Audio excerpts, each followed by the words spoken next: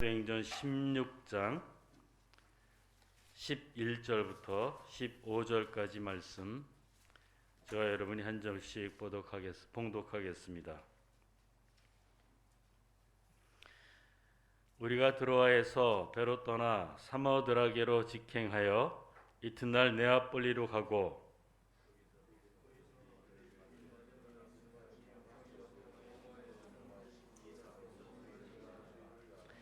안식일에 우리가 기도할 곳이 있을까 하여 문 밖 강가에 나가 거기 앉아서 모인 여자들에게 말하는데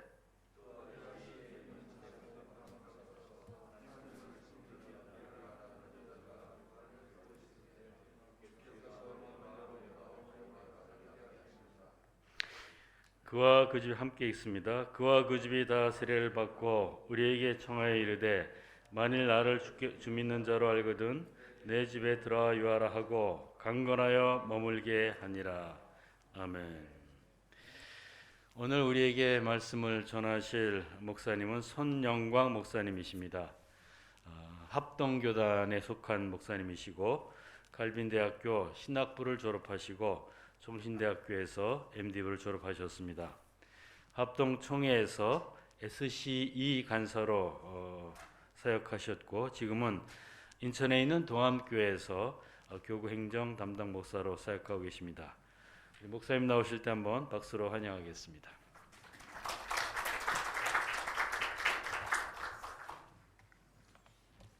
네, 귀한 자리에 초대해 주셔서 너무나 감사드립니다. 우리 하나님 말씀 우리 함께 나누도록 하겠습니다. 하나님의 일하심은 이 작은 것 하나, 한 사람으로부터 시작됩니다. 요즘에 러시아와 또 우크라이나의 사태로 많이 세계 안팎이 어두운 상황에 있습니다. 그러나 지구 반대편에서는 소리 없는 또 하나의 치열한 전쟁이 펼쳐지고 있는데요.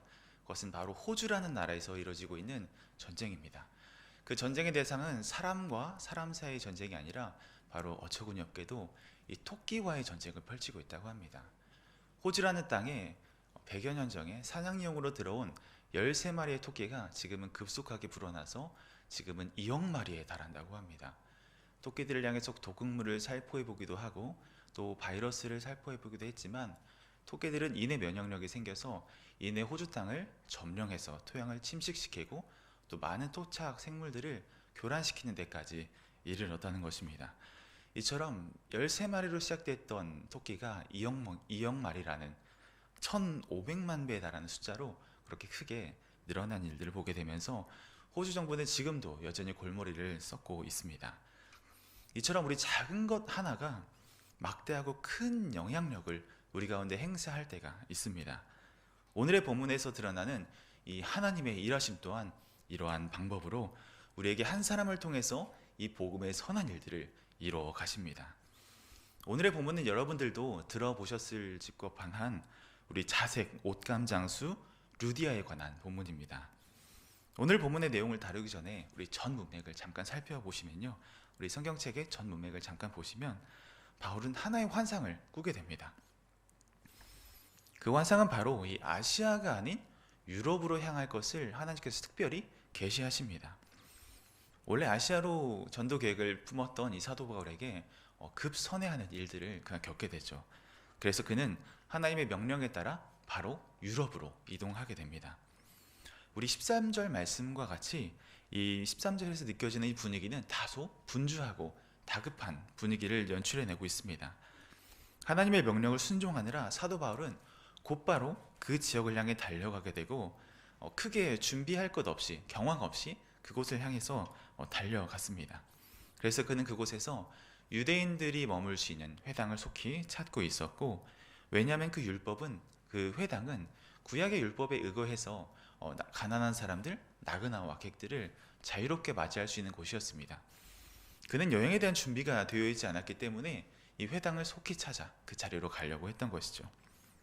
그렇게 회당을 찾던 중에 뜻하지 않게 강가에 모여있던 여인네들에게 하나님의 말씀을 전하게 되고 그 말씀을 통해 그곳에서 루디아라는 하나님이 예비하신 한 성도가 주께로 돌아오는 일들을 그는 또 마주하게 됩니다. 이 오늘의 이야기를 통해서 어쩌면 우리가 전에 드렸던 동화와 같은 또 즐거운 모험담과 같은 이런 이야기 속에서 하나님은 우리에게 오늘 이 아침에 어떤 메시지를 주시기를 원하실까요? 오늘 본문을 저도 가만히 묵상해 보며 이 사도 바울의 행적을 가만히 추적해 보았습니다. 그가 지금 있는 그곳에서 이 빌립보라는 지역까지 이동하기까지는 성경에서 이튿날이라는 단어를 살펴볼 때 2일 정도 소요된 것으로 볼 수 있습니다. 그 지역을 제가 구글 맵으로 찾아보았을 때 거리가 한 270km 정도 그 거리였다고 합니다. 대중교통이 발달한 요즘 사회에서는 그게 쉬운 거리였겠지만 그 당시에서는 쉽지 않은 거리였을 것입니다. 그럼에도 사도 바울은 이 이틀의 시간 동안 270km를 주파하면서 이 빌립보에 도착하게 되었습니다. 원래 우리 사도행전을 여러분들 보셔서 아시겠지만 사도 바울은 도시를 옮겨 다니면서 건너 도시를 옮겨 다니면서 그렇게 복음을 전해 왔습니다. 그런데 이 하나님의 계시의 말씀이 떨어지자 그는 곧바로 장소를 옮겨 270km나 떨어진 곳에 단숨에 도착하게 되었다는 것이죠. 우리 11절 말씀에 보시면 직행하여 이동하였다라고 표현하고 있습니다. 상당히 속도감 있게 오늘의 본문이 전개된다고 우리가 살펴볼 수 있는데요.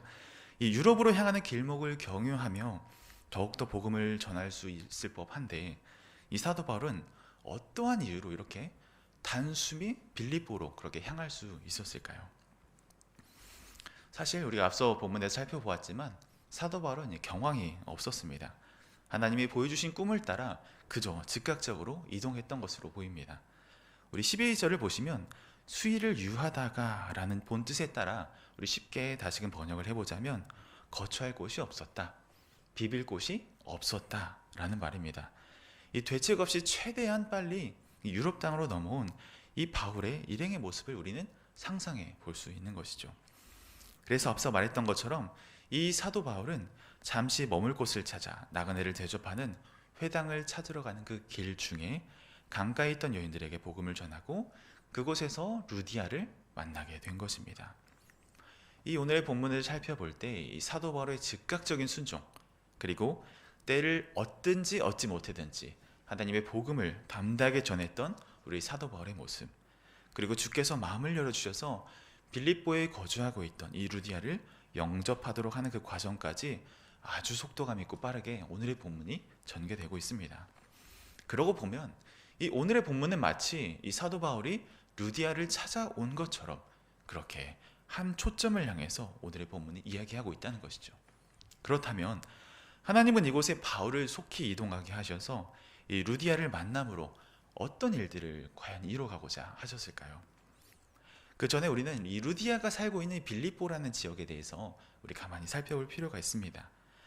그렇게 도착한 이 빌립보라는 지역은 이 루디아가 아주 오래전부터 거주하고 있던 지역이었습니다. 이 빌립보의 특징은 로마의 식민 통치를 받고 있는 지역이었는데 그곳은 특별히 로마에서 퇴역한 군인들, 퇴역한 장군들이 별장처럼 그렇게 가택을 지어놓고 거주하는 곳이었습니다. 그렇기 때문에 이곳은 퇴역한 군인들, 즉 로마를 향해서 충심을 다했던 자들이 머물던 곳이었다는 것이죠. 그래서 이곳에서도 여전히 황제를 숭배하고 하나님이 아닌 또 황제를 받드는, 또 로마의 체제를 받드는 그런 문화들이 아주 융성한 그런 곳이 바로 이 빌립보라는 것입니다. 이 로마의 통치 방법은 여러분들도 잘 아시는 것처럼 이 약탈 경제에 의존했습니다. 많은 군사들을 동원해서 필요한 물자들과 자원과 노동력을 이 전쟁을 통해서 충당하던 그런 제국이었습니다. 그렇기 때문에 이 로마라는 나라는 번영과 또 최고가 되어야 하는 것, 강자가 되어야 하는 것, 그리고 이 세상에서 살아남기 위해 팽창할 수밖에 없는 그런 구조 속에 이 로마라는 나라가 운영되어 왔습니다. 그렇기 때문에 이 로마라는 나라의 최고의 가치는 바로 힘과 통치자들의 권세였다는 것이죠. 오늘 본문에서 이 루디아도요, 이 빌립보라는 이 로마의 문화가 팽배한 이 지역에서 그는 거주하며 그 세계관 안에 묻혀 살고 있던 사람이었습니다. 그 또한 최고가 되어야 했고요, 또 빼앗기지 않아야 했고요, 또 가장 정상에 서야 하는 이 강자가 되어야 하는 그러한 세속 가치들에 그는 놓여 있었습니다. 그렇기 때문에 오늘 본문을 유추해 보더라도 루디아는 모든 것들을 스스로 결정하는 그런 모습을 보이게 됩니다. 이 바울의 일행을 집에 들이는 데까지 본인이 스스로 결정을 하는 것을 볼 때 그는 홀엄이었거나 혹은 주권이 강력한 그런 여장부였음을 우리는 짐작해 볼 수 있는 것입니다. 여러분들, 우리가 살아가는 이 세상은 어떠십니까? 여기에 자녀들이 있으신 분들은 격히 공감하리라 생각이 듭니다. 우리 자녀들이 살아갈 이 앞날, 우리 한국 사회를 바라볼 때, 또 이 세계의 흐름을 바라볼 때 여러분들 낙관적이라고 확신할 수 있겠습니까? 아마 예라고 확신할 수 있는 분들이 그렇게 많지 않으리라 생각이 듭니다. 저 또한 지금 담당하고 있는 이 교구 식구들, 또 청년들을 살펴볼 때 참으로 이 한국 사회가 필요한 사회구나라는 것을 많이 실감합니다. 어떤 청년들은요, 우리 4시에 퇴근을 해서 1시에 택시를 타고 집에 가서 또 2시간 쪽잠을 자고 다시 또 택시를 타고 출근하는 그런 청년들도 있고요. 또 집사님들의 이야기를 또 들어볼 때 가장이신 우리 남성 집사님들은 이 코로나로 이 자영업이 많이 어려워지지 않았습니까? 그래서 부득이하게 2잡 혹은 3잡을 하지 않으면 이 자녀들의 학원비를 감당할 수 없는 그런 탄식 섞인 그 신방 기록을 살펴볼 때 저 또한 이 한국 사회가 참 많이 필요하고 어렵고 팽창과 고지를 향해 달려가고 있는 이 세상이 아닌지 생각을 해보게 되었습니다. 또 조금 빠른 청년들은요, 이제는 노동소득의 끝이 왔다라고 얘기를 하면서 자본소득이 중요하다라는 얘기를 청년부 소그룹에서도 그렇게 서슴지 않게 이야기하고 있는 모습들을 참 살펴보게 됩니다. 이러한 얘기를 들을 때 참으로 가슴이 많이 아픕니다. 이 여전히 팍스 로마나의 가치는 지금도 이 오늘날 사회까지도 여전히 유지되고 있는 것입니다. 성장과 최고를 향해 달려가야만 하는 이 안타까운 상황이 연신 반복되고 있는 것이죠. 여기 계신 여러분들은 제가 느낀 이런 격세 시간보다 더 많이 느끼시고 체휼하고 계실 것입니다. 프로그램을 기획하고 또 준비하기 위해 또 많은 리서치들을 또 하고 또 많은 자문가들의 이야기를 들어보실 때 여러분들도 더 속도감 있게 바뀌고 있는 한국 사회에 대해서 많이 체감하시고 또 피부로 쉽게 느끼실 것입니다. 이 오늘 본문, 이 본문에 있는 루디아, 이 빌립보 로마 영향력의 한복판에 그 또한 살고 있었다는 것이죠. 그러한 그곳에서 그는 신앙을 가지고 살아내고 있었는데, 그러나 오늘 본문을 자세히 보시면 그는 반쪽짜리 신앙임을 우리가 알 수 있습니다. 그는 유대교, 즉 하나님만을 섬기는 이런 독생자 예수를 거부하는 이 구약의 하나님만 섬기고 있는 그런 모습으로 그의 신앙을 지키고 있었다고 오늘 본문을 살펴볼 수 있습니다. 그곳에 사도 바울이 복음을 담대하게 전하게 된 것이죠. 살아계신 하나님도 계시지만 그 우리를 위해서 대속하신 예수 그리스도에 대한 놀라운 복음을 듣게 되자 이 루디아는 하루속히 그 삶을 돌이키고 다시 예수님을 믿는 복음의 자리로 돌아오게 되는 것입니다. 사랑하는 여러분, 우리의 사명 또한 동일하지 않습니까? 이 복음의 반쪽짜리가 된 이 시대 가운데서 우리가 방송 사역을 통해서 또 우리가 하는 대회 사역을 통해서 이 하나님의 복음이 찬란하도록 우리가 전하는 것에 우리의 뜻과 소망이 있는 것 아니겠습니까? 루디아도 분명히 신앙이 있었습니다. 그러나 그는 이 반쪽짜리 신앙, 예수 그리스도가 빠져버린 이 신앙의 상황에 있었다는 것이죠. 오늘날 세상도 예수 없는 즐거움, 또 예수 없는 행복, 또 예수 없는 성공의 가치관들, 이 사이에서 예수 안에서 누릴 수 있는 참된 평안과 만족과 가치들이 점점 잃고 훼손되고 있습니다. 우리 자라나는 다음 세대들, 특히 그들의 가치관 또한 여전히 우리 사회에서 팽배한 이 팍스 로마나라는 아직도 끝나지 않는 이 제국의 메시지 앞에 얼마나 무기력하게 잠식되어 가고 있는지 여러분들도 너무나 잘 아실 거라 생각이 듭니다. 마치 여름 장맛비와 같습니다. 여름 장맛비가 한참 내리고 있을 때 우리가 작은 우산을 딛고 밖으로 나간다면 우리의 신발, 우리의 바지, 또 우리의 옷가지들이 젖지 않고서 견딜 수 있겠습니까? 우리가 교회 교육을 통해서 또 이 방송 사역을 통해서도 우리 열심히 복음의 일들을 해나가지만 이 장맛비처럼 쏟아지는 이 세상의 흐름 앞에서 과연 우리가 옷을 하나도 젖지 않고 살아갈 수 있느냐 말입니다. 오늘 본문에서 살펴본 이 빌립보 사회도 별반 다르지 않았습니다. 그러나 이 사도 바울을 통해서 이 루디아가 마음을 열어 이 복음을 받아들이게 되고 그를 통해 유럽 사회에 복음이 전해지는 이 첫 번째 신자로 이 영화로운 신자의 삶을 그가 살아내게 되었습니다. 그러자 하나님은 이 루디아를 통해서 장차 앞으로 커다란 일들을 많이 일으키십니다. 우리 유럽의 복음에 전해진 지 시간이 흘러 313년이 되면요, 로마가 기독교를 국교로 채택하게 됩니다. 그 일을 통해서 유럽 사회가 하나님의 이름이 널리 전해지는 일들로 쓰임 받게 되는 것이죠. 또 로마의 수많은 영향력에서도 굴하지 않는 7교회를 세우시고 또 젊은 목회자 디모데를 세우셔서 그를 통해서 이 불같은 복음의 역사가 체계적으로 또 꾸준히 흥황하게 되는 일들까지도 하나님께서 이뤄가고 계시는 것입니다. 또한 오늘 본문 말미의 40절을 가만히 보시면 이 바울과 실라가 감옥을 투옥하고 나왔을 때 그를 영접하여 회복하게 한 자도 바로 이 루디아라고 밝히고 있습니다. 이를 볼 때 복음을 든 많은 선교사들, 그들을 자신의 가진 재능들, 나의 가진 재산들, 또 내가 가진 많은 인프라들을 통해서 이 복음의 사역을 더 확장하고 널리 선포하는 데까지 이 루디아의 영향력이 끝나지 않은 것을 보게 되는 것입니다. 이 루디아를 통해 세계사의 흐름이 바뀌고 많은 예수의 공동체가 세워지고 또 많은 선교 지원들의 발굴을 통해서 이 온 세계와 열방이 주께로 돌아오는 일들에 쓰임 받게 되는 것이죠. 사랑하는 여러분, 이 하나님의 이야기는 거기서 끝나지 않았습니다. 바로 오늘도 여전히 이 자리에서 동일하게 우리에게 말씀하시고 이루어 가고 계신다는 것입니다. 제가 설교를 준비하며 CTS 홈페이지를 제가 잠깐 들어가 봤는데요. 방송 편성 지침에 이 다음 세대의 미래 비전이라는 기준이 이 노란색으로 너무나 명료하게 있는 것을 보고 제가 참 마음이 감동이 되었습니다. 참 이 다음 세대가 기울어가는 이 시대 속에서 하나같이 다음 세대를 위해서 애써주시고 또 하나의 슬로건으로 또 자리 잡아주시고 또 날마다 다음 세대라는 이 슬로건으로 이 한국교회를 향한 이 몸부림치는 이 미래를 향한 끊임없는 이 도약이 그 홈페이지에서도 고스란히 느껴져서 제가 말씀을 준비하며 홈페이지를 방문했을 때 정말 큰 감동을 느끼고 이곳에서 또 하나의 소망을 제가 발견하게 된 것입니다.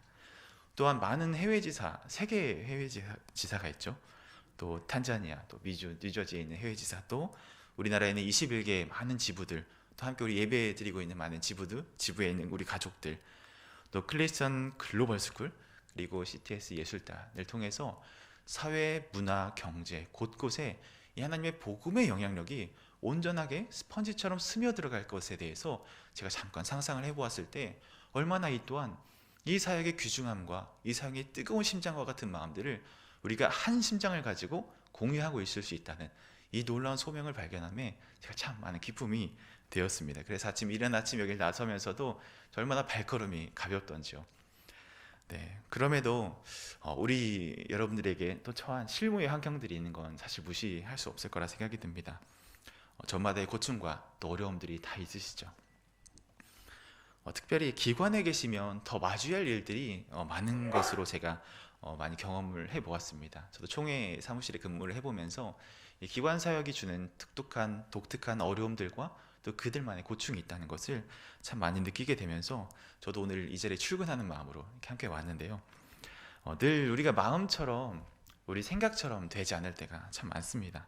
그런 상황으로 인해서 또 실무자이든 또 의사결정하시는 우리 임직원 분들이든 많은 정체감, 또 막막함들, 또 어찌할 바 모르겠는 이 선택을 해야 되는 많은 상황 속에서 참 우리가 진퇴양난에 빠질 때가 참 많은 것이 우리 사실이죠. 그런 많은 또 순간들, 또 많은 이 역사에 대해서 우리 장로님께 아침에 또 설명을 드리면서 이 CTS가 여기까지 오기까지 얼마나 많은 풍파 어려움 속에서도 하나님이 뜻하신 바가 있어 이 자리까지 이끄셨다는 것에 대한 확신함이 들었습니다. 네, 그 순간들을 잘 이겨내오신 여러분들을 또한 응원하고 또 지지하고 싶습니다. 그러나 이런 어려움들이 정말 우리의 살갗으로 다가오는 건 사실이죠. 그럴 때 우리는 무엇에 의지해서 우리가 이것들을 이겨낼 수 있을까요? 오늘 본문 14절에 집중하기를 원합니다. 이 두아디라 시에 있는 자색 옷간 장사로서 하나님을 섬기는 루디아라 하는 한 여자의 말을 듣고 있을 때 주께서 그 마음을 열어 바울의 말을 따르게 하신지라. 아멘.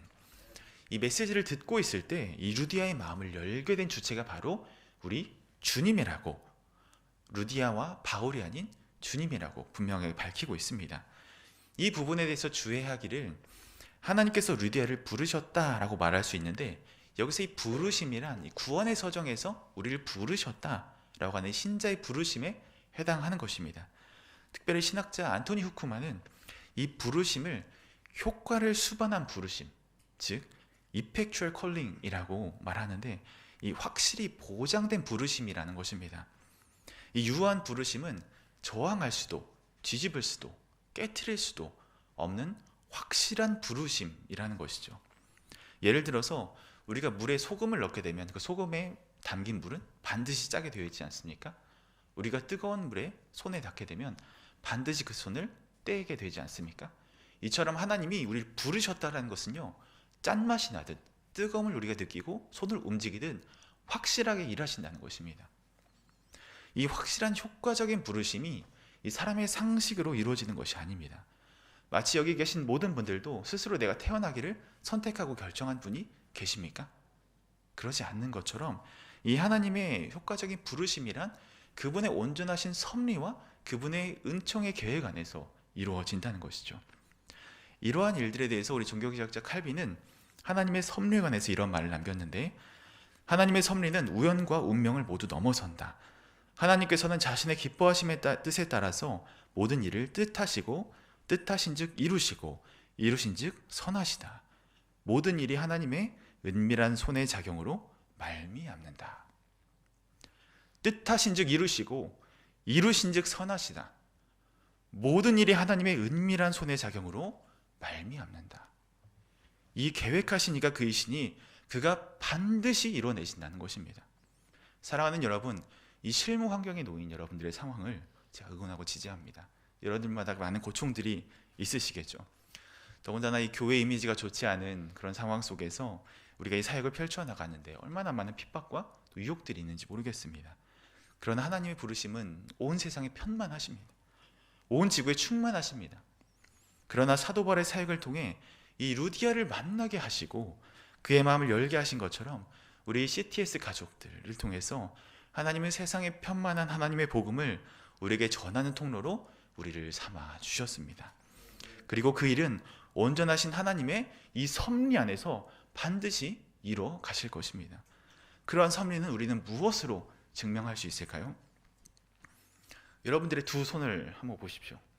여러분들의 두 손을, 여러분들의 존재, 여러분들이 가진 나의 신체, 나의 몸, 나의 영혼들, 여러분들의 신체, 몸조차도 하나님이 우주가 조성되기 전, 이 창세전의 뜻이 있어서 계획하셨다라고 성경에서 말씀하고 있습니다. 그 기쁘신 뜻에 의해서 조성된 존재가 바로 나라는 것입니다. 여러분들의 숨소리, 여러분들의 살결, 여러분들의 체온이 느껴지시고 지금 여기 살아가고 계시고 여러분들이 그리스도를 주로 고백하고 살아가시게 된다면 이 하나님의 섭리는 이미 여러분들을 통해 이미 실제하시고 지금도 여러분들을 통해서 진행되고 있음을 확신하시기 바랍니다. 사랑하는 직원 여러분, 오늘 타이핑으로 또 열심히 꾹꾹 한자 한자 눌러서 쓰는 이 많은 제안서와 또 품위서, 또 많은 사내 메신저와 또 기한과 공문들을 통해 하나님은 마땅히 그분의 일들을 여전히 이루어 가실 것입니다. 또 수많은 클릭과 또 편집들, 또 렌즈의 화각과 많은 초점들, 그리고 우리 샷건 마이크 들려오는 이 많은 오디오 신호들, 이 시그널을 통해서 이 모든 울림을 통해서 하나님은 그분의 일을 여전히 한치의 오차도 없이 이루어가고 계시는 것입니다. 그리하여 다음 세대가 눈 녹듯 사라져가고 있는 이 시대 흐름 앞에서 우리에게 맡겨진 일들로 다시 하나님 나라를 세워갈 소망이 우리의 손으로 구현되기를 소망합니다. 또한 유럽으로 달려간 이 바울이 루디아를 도왔듯이 우리 모든 직원들이 한 심장과 한 마음으로 함께 업무를 잘 이뤄내어서 이 믿음의 불모지와 같은 세상 속에서 수많은 제2의 제3의 루디아를 세워가는 귀한 동역자들이 되어주시기를 주님의 이름으로 간절히 축원합니다. 기도하겠습니다. 존귀하신 주님, 우리에게 맡겨주신 일들을 통하여 루디아와 같은 사람을 세우고 일으키시는 사명자들로 우리를 불러주심에 감사드립니다. 한 사람을 통하여 유럽의 대륙에 복음의 물결을 번졌던 것처럼 우리들의 품은 방송사역이 나와 나의 가정, 교회와 사회, 그리고 해외에 있는 모든 열방이 주께로 돌아오는 귀한 사역 온전히 감당하는 우리 모든 CTS 식구들이 되게 하옵소서. 지금은 우리의 선한 목자 되신 예수 그리스도의 은혜와 하나님 아버지의 무한하신 사랑과 날마다 우리를 승리케 하시는 성령님의 역사가 사랑하는 임직원과 CTS 전국 21개 지사 가족들이 위해 영원토록 함께 있을지어다. 아멘.